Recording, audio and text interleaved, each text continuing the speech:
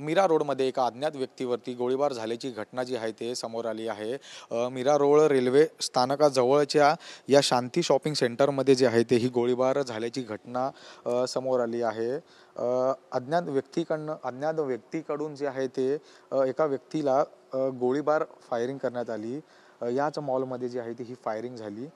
डोक्यामध्ये त्या व्यक्तीला गोळी लागल्याने त्या व्यक्तीचा जागीच मृत्यू झाला आहे। मात्र ही घटना घडल्यानंतर त्वरित नायानगरचे पोलीस जे आहेत ते या ठिकाणी दाखल होऊन पुढील चौकशीला जी आहे ती सुरुवात केली। खरं तर 10च्या सुमारे जी आहे ती ही घटना घडलेली ह्या परिसरात पाहायला मिळत आहे। जो गुन्हेगार होता ह्या गुन्हेगारीची गुन्हेगार प्रवृत्तीचा असलेला हा व्यक्ती याचे ह्या शॉपिंग सेंटरमध्ये सुद्धा एक दुकान होते।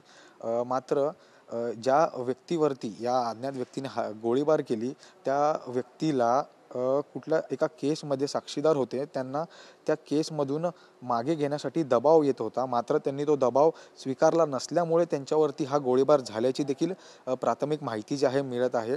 आपण ज्या परिसरात उपस्थित आपण इथे पाहू शकता मोठ्या प्रमाणात पोलिसांचा जो तो बंदोबस्त केलेला पाहायला मिळत आहे। त्याचबरोबर इथे गोळीबार झाल्यानंतरची त्या बंदुकीची मॅगझीन जी आहे ती देखील आपल्याला दृश्यांमध्ये पाहायला मिळत आहे। इथे पोलिसांकडनं या मॅगझीनची आहे ते मार्किंग केली जात आहे, मार्किंग करून ठेवण्यात आले आहे। पुढील तपासाला कुठेतरी गती मिळावी याकरिता या मॅगझीनचा देखील वापर होऊ शकतो, पुरावा सापडू शकतो। त्याचबरोबर दुसरीकडे आपण जर पाहिलं तर एक गोळी जी आहे ती फायर केलेली गोळीची कॅप्सूल सुद्धा इथे पडलेली आपल्याला पाहायला मिळत आहे। 9mm ची ही गोळी असल्याचं साधारण कळतंय। मात्र पोलिसांकडनं पुढील तपासासाठी जे आहे ते या सर्व मार्किंग जे आहे ते करून ठेवले आहेत। गोळीबार झाला ज्या व्यक्तीवरती गोळीबार झाला जिथे झाला त्या व्यक्तीची सुद्धा मार्किंग इथे करण्यात आले आहे। मोठ्या प्रमाणात रक्त सुद्धा त्या अज्ञात व्यक्तीचं वाया गेलं। मात्र या आपण परिसरात दृश्यांमध्ये पाहू शकता जे आहे ते पोलिसांकडनं तपासासाठी जे आहे ते मार्किंग वगैरे करून चौकशीला जी सुरुवात झाली आहे।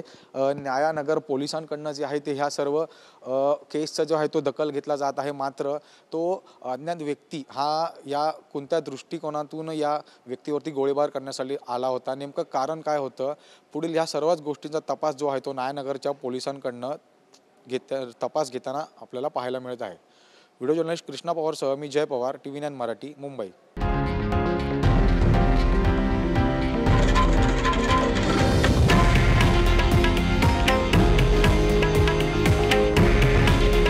हे आहे देशातील नंबर 1 न्यूज नेटवर्क आणि आपण पाहत आहात TV9 मराठी। काळजी तुमची, हित महाराष्ट्राचं।